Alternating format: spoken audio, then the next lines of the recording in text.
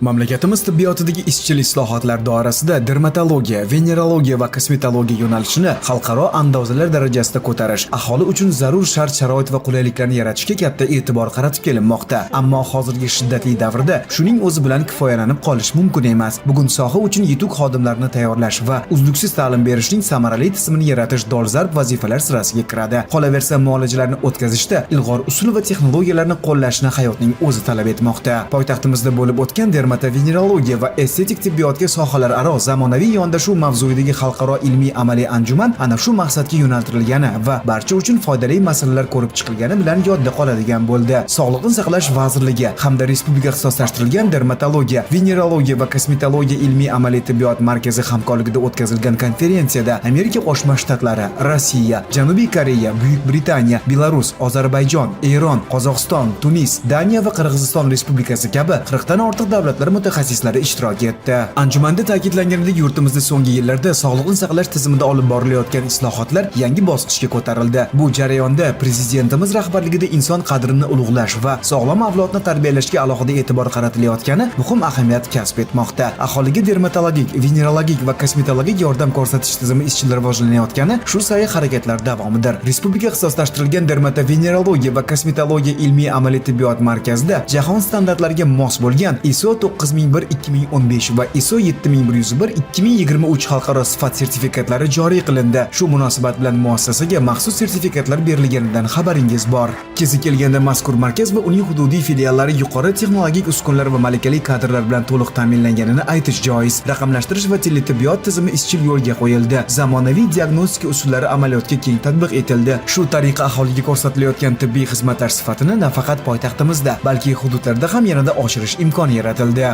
Bu anjumanda 1000 dan ortiq shifokorlar qatnashyapti va bu yerda 300 dan ortig'i chet ellardan kelib va nufuzli klinikalardan kelib o'z tajribasi bilan almashyapti. 8 yil oldin qaraydigan bo'lsa, tizimimiz yo'q edi. Prezidentimiz topshiriq berganlaridan keyin shu tizim yaratilish boshladi. Mana 8 yil ichida 200 ga yaqin yoshlar nufuzli chet ellik klinikalarga yuborildi va hammasi hozir o'sha yetuk klinikalardan o'z tajribalarini olib, hozir mana O'zbekistonda ishlayapti va men bugungi anjuman mana rivojlanishga bir pog'ona.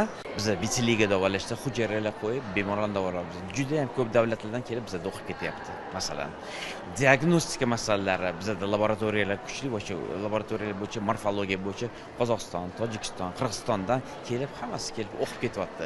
Tadbirda dunyoning soha bo'yicha eng yetakchi mutaxassislari qatnashgani uning nufuzi va ahamiyatini yanada oshirdi. Shulardan biri Amerika Qo'shma Shtatlik Muhammad Jafferani. Olim tadbir davomida Amerikada soha bo'yicha qo'lga kiritilgan yutuqlar bilan o'rtoqlashdi.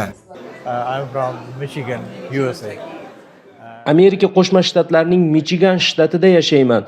Psixodermatologiya va psixiatriya yo'nalishida ilmiy ishlar qilganman. Bu yo'nalishda bizda yaxshi natijalarga erishilgan. O'zbekistonning ham bu bordagi yutuqlari e'tiborga molik. Anjuman doirasida ishtirokchilarga Amerika Qo'shma Shtatlari tajribasi haqida gapirib berdim. O'ylaymanki, bu mahalliy hamkasblarimiz uchun foydali bo'ladi.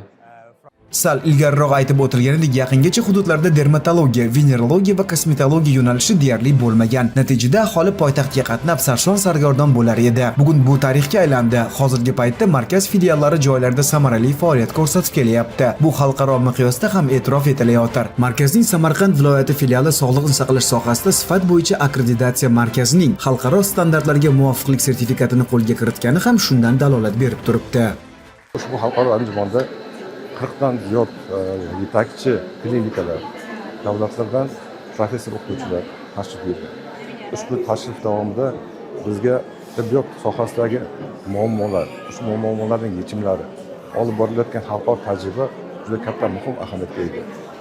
Umuman dermatologiya, venerologiya va kosmetologiya yo'nalishidagi yutuq va natijalarimiz ko'p. Endigi bosqichda ko'rsatkichlarimizni yanada yaxshilash maqsad qilingan bo'lib, xalqaro tadbir davomida qo'lga kiritilgan bilim va tajriba bu borada qo'l keladi. Qolaversa, u nafaqat bizning, balki Markaziy Osiyodagi barcha davlatlarning mutaxassislari uchun muhim platforma vazifasini o'tadi.